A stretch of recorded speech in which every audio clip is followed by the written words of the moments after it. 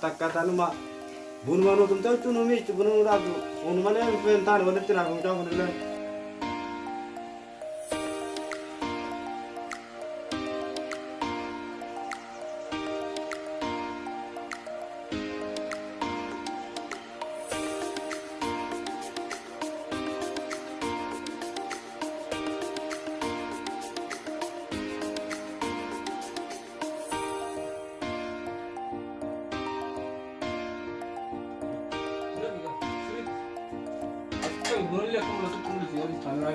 Abo antang kada mesha kada kana teraga no tama ana abi mikir aci ana muta abo yo mana ini dunia ada bukan das ist sind die gra beras ich vernan oh abo serana kaman samarani tajam na du di ada kan namanya abo tu jo jarti ta kawale purna kada mana abo dulet ini kan tune sunna tabira do fabash fash Salibu gata berarti dua.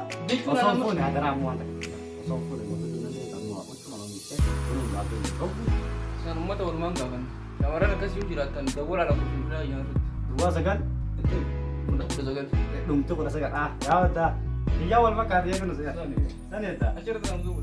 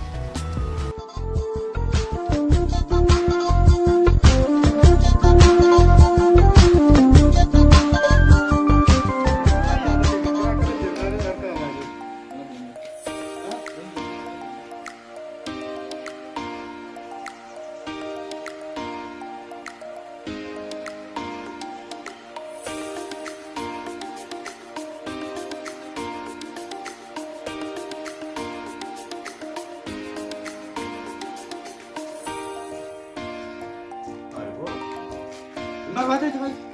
Dah. Kau di mana?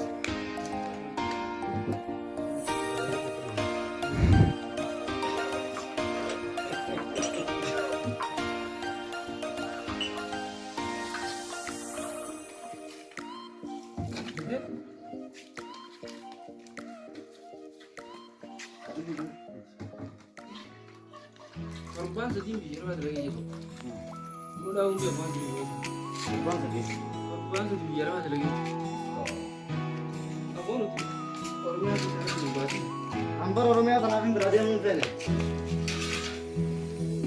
Saya bicara sini. Dua nasi dia bunuh kanan di tapi kai. Kayak muncak. Kai. Dua nasi dia bunuh kanan di tapi. Oh. Bisa aja lah.